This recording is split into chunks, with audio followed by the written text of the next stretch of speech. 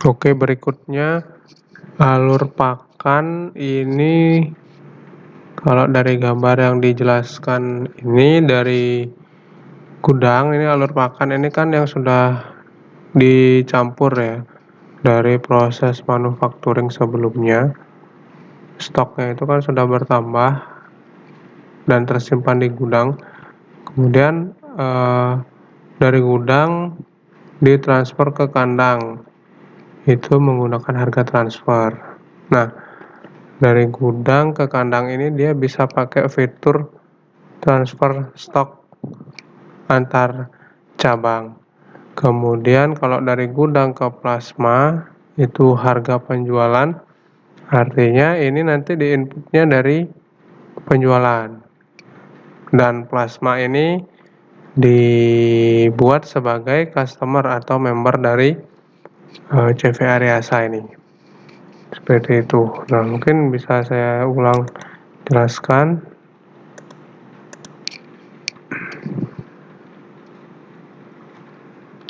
Kita login. Nah, untuk proses alur pakan ini yang sebelumnya sudah di-input dari proses manufaktur, kemudian sekarang kita tinggal lakukan transfer stok cabang.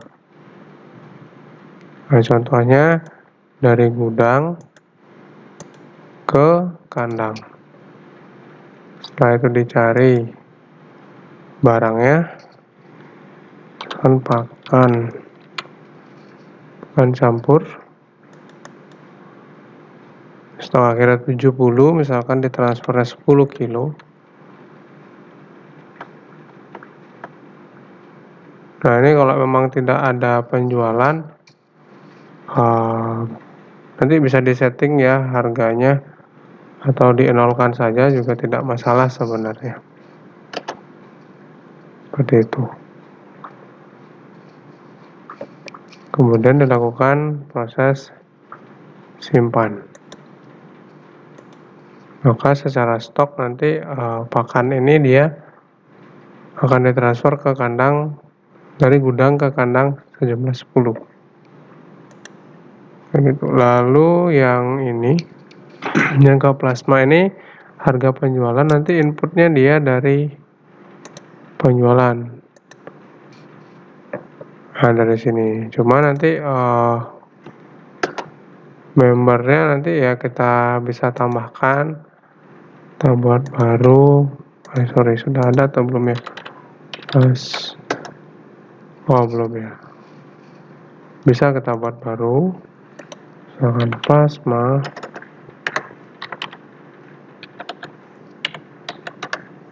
Alamat kita kosongkan. Oke. Disimpan. Nah, itu contohnya. Untuk membuat member, kemudian kita ketikkan di sini plasma.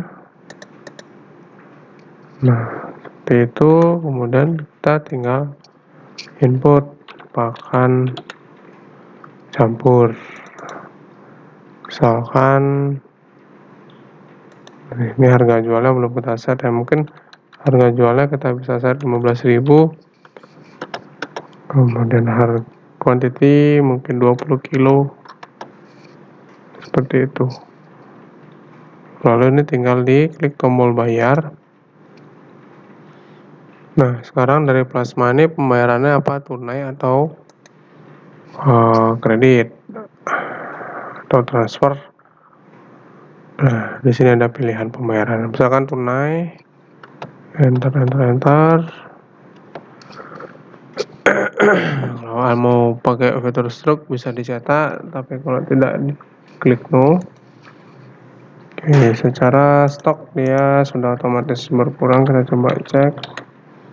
Ya, bukan campur jadi 40 ya stoknya. Kemudian ini nanti akan terekap pada laporan penjualan.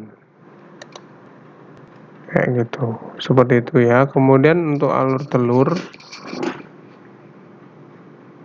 Nah, ini alur telur ini proses pemanenan ya. Proses panen. Jadi dia masuk stoknya ke kandang.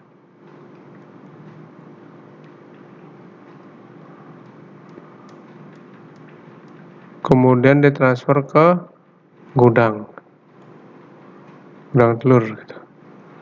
Lalu yang dari plasma ini harga beli. Berarti ini dua proses yang berbeda. Kalau kandang ini dia inputnya nanti dari operasional, kemudian input produk panen.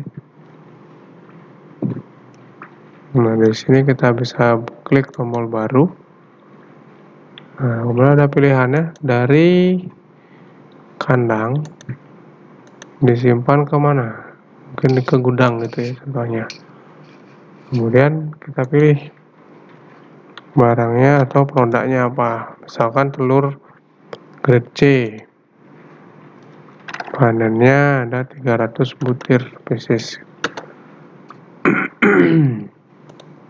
Kemudian telur grade D panennya 100. Nah, di sini kita juga bisa isi catatan, misalkan dari total 400 pieces telur ini ada 50 yang cacat gitu ya. Bisa kita isi catatan. Ya, 50 cacat ini mungkin maksudnya tidak bisa dijual. Cuman prosesnya tetap kita input dulu sesuai total keseluruhan. Nanti untuk mengeluarkan stok yang cacat ini bisa dari proses stok opnam. Atau kalau memang mau dicatat yang bisa terjual saja, itu berarti di input totalnya adalah 350 setelah dikurangi yang cacat. Nah, sudah selesai semua, tinggal klik tombol simpan, klik yes, ini di OK kan saja. Nah, sudah berhasil tersimpan. Oke, nanti dia akan menambah stok di gudang telur grade C dan grade D.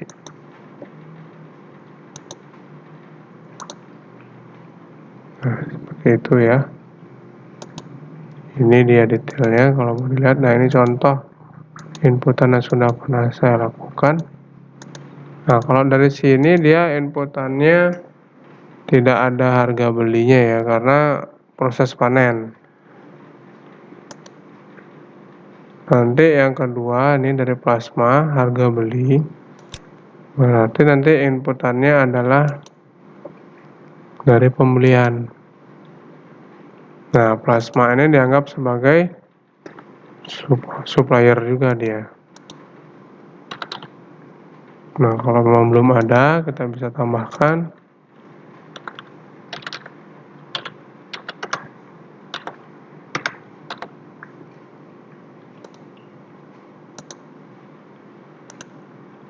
Kita pilih dulu suppliernya.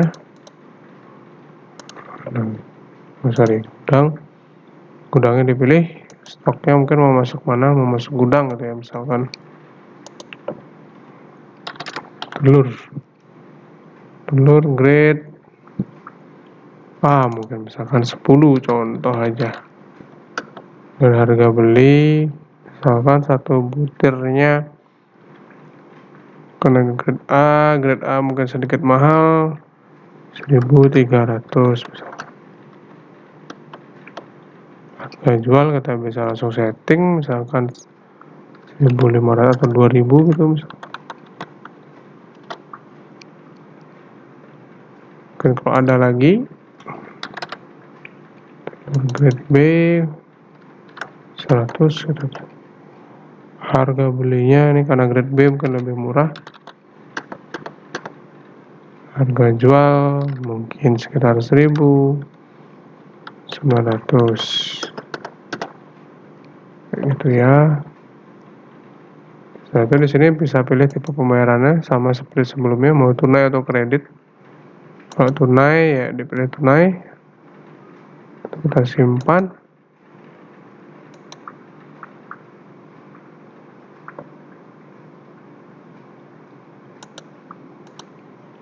Untuk stok contoh,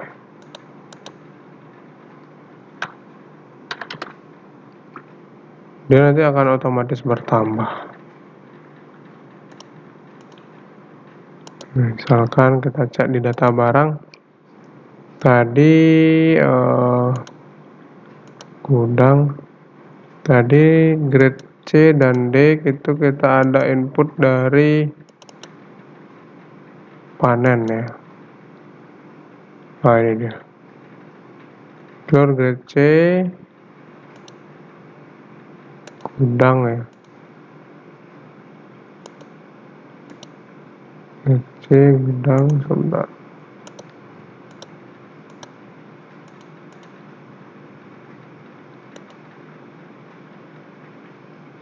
Oke, dia masuk 300. Nah di sini tidak ada harga belinya karena melalui proses panen.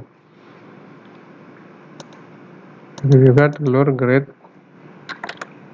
D.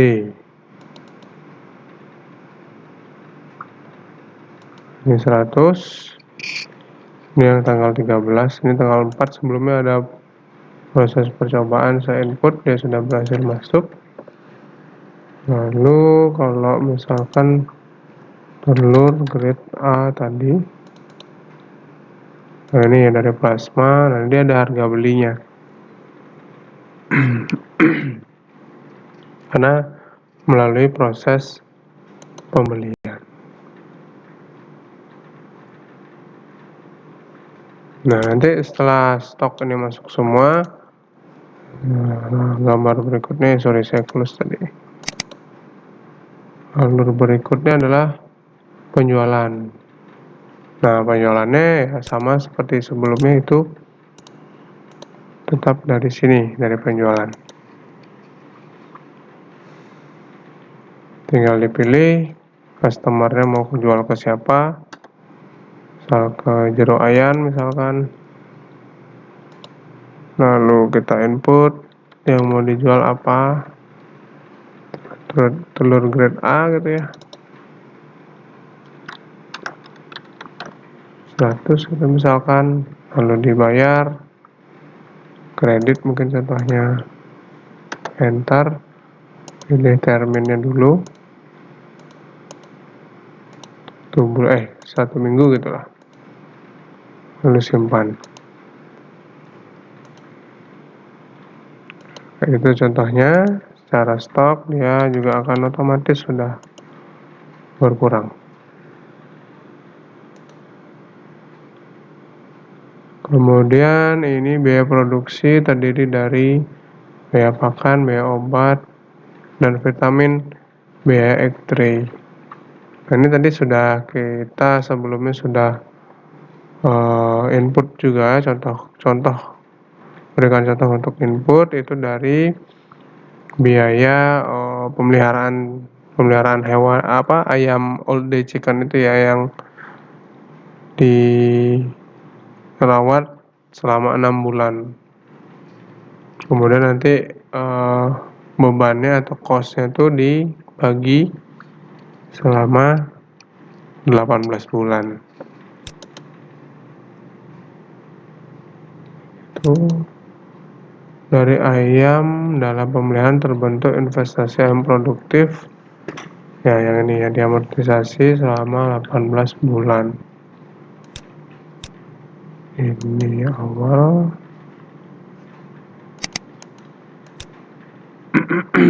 Nah, untuk biaya operasional ada biaya tenaga kerja, transport, BBM. Ini ada modul lead sendiri untuk melakukan postingan. Dari sini, dari operasional.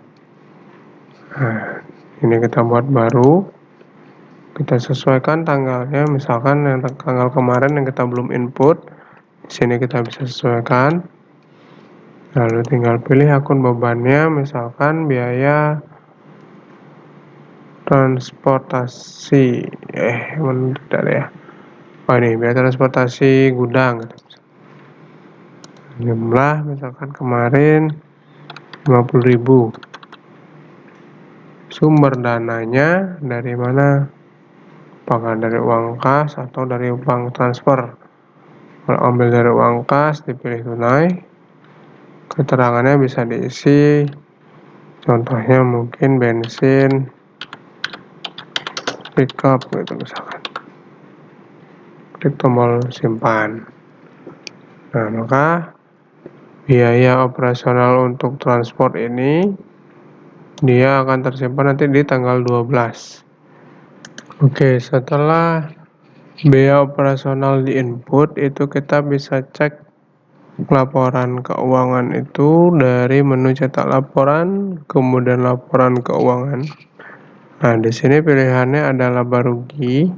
Kita coba cek periode Januari. Nanti dia akan muncul sebagai pengurangan dari laporan laba rugi.